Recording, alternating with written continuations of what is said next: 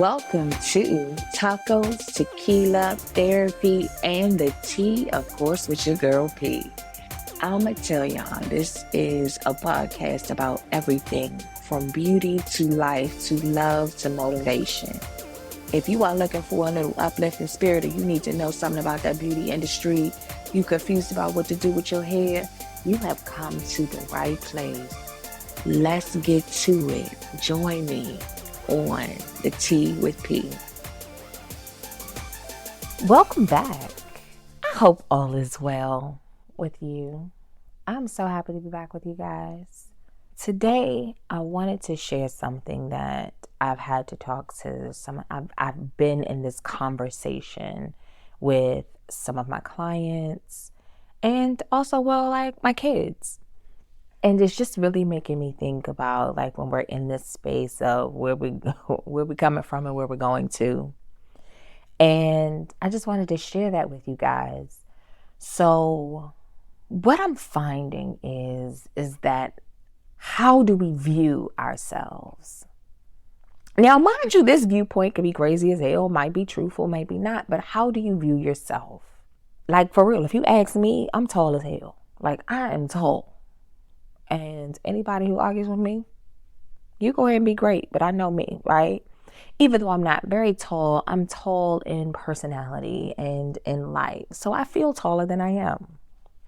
But it's been in that space of I want people to really love and know themselves. And I try to really encourage the women that I style in the salon to really hey girl, because the style I can see is kind of based on what they view themselves as.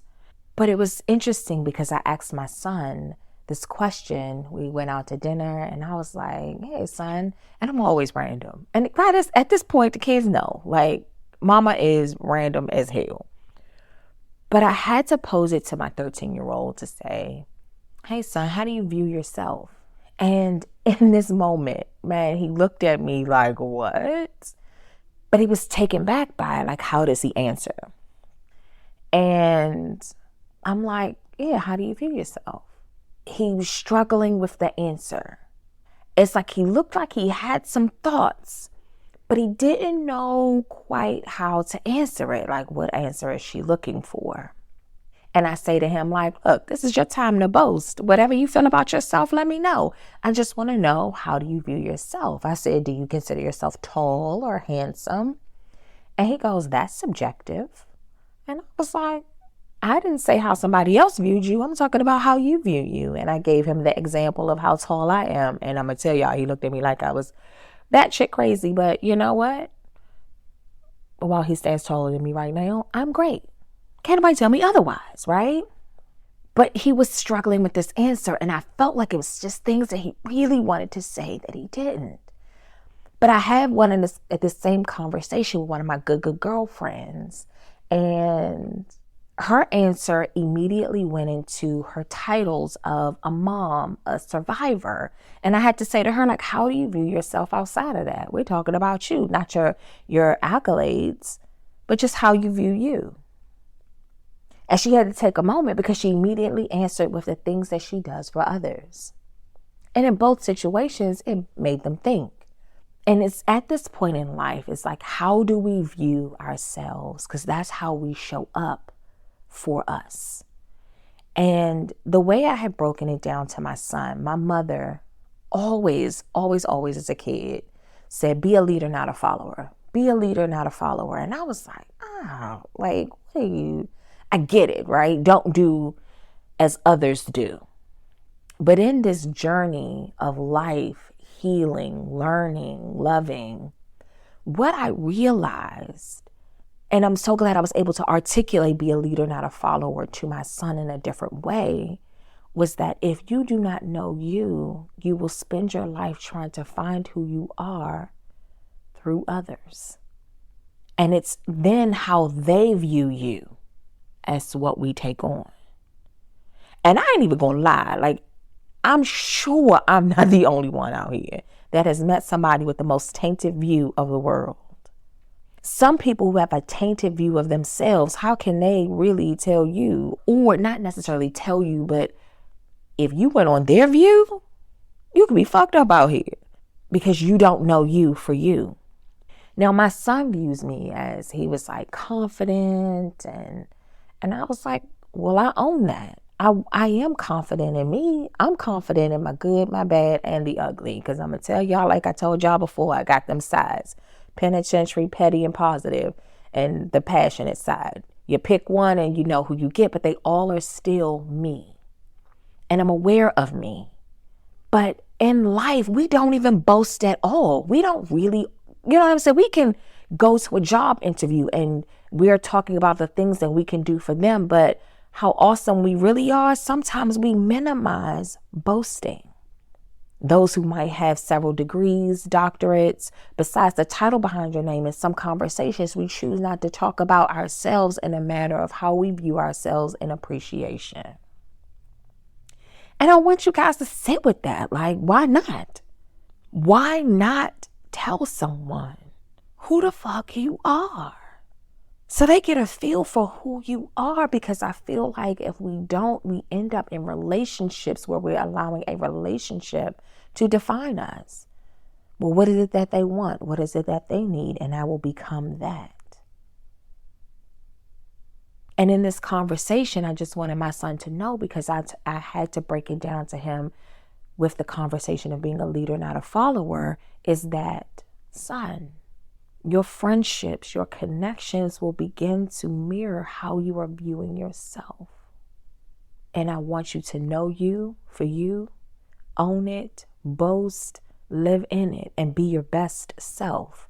Be your most confident self. And at this stage, I mean, in life, in the space that we are, you have so many people putting out things that they want others to see. We see it on our timelines, right?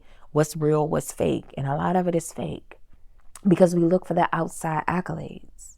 But sometimes you, like I'm telling you guys before, this is a new level of owning your shit, own you. And your past traumas, hurts, or mistakes does not define you or make you a bad person.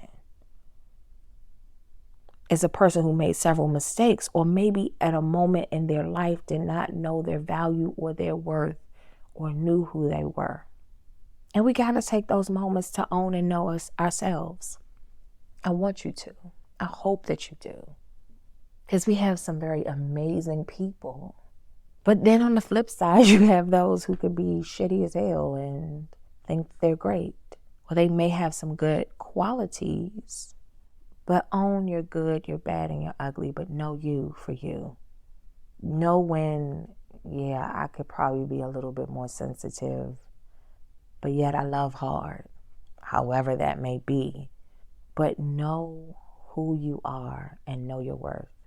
Because once my son really thought about his answers, it really hit him to be very clear about who he was and how he viewed himself and described himself. I was like, yes, I love it.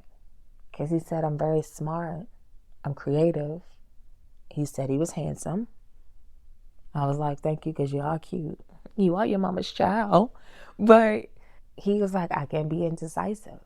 He's like, sometimes I can't even choose what we going to have for dinner when you ask. And I was like, I know. The fact that he even choosing dinner is also crazy, but don't judge me. Because sometimes I can't quite figure it out either, so we in the same boat. But I hope that you, listening, know who you are, value you, and know your worth. And that's my spiel for this week. And you know what? As always, y'all, I swear I'm so grateful. I'm so grateful that you had options and you took your time to listen to me. Until next time, the T with P. Thanks for spending your time with me. I know that you got options and you couldn't have been anywhere else, but you chose to listen to your girl today.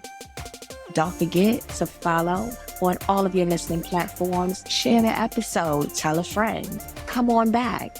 You can follow me on Instagram under Patrice Starr, or the salon, which is the Design Studio _MD.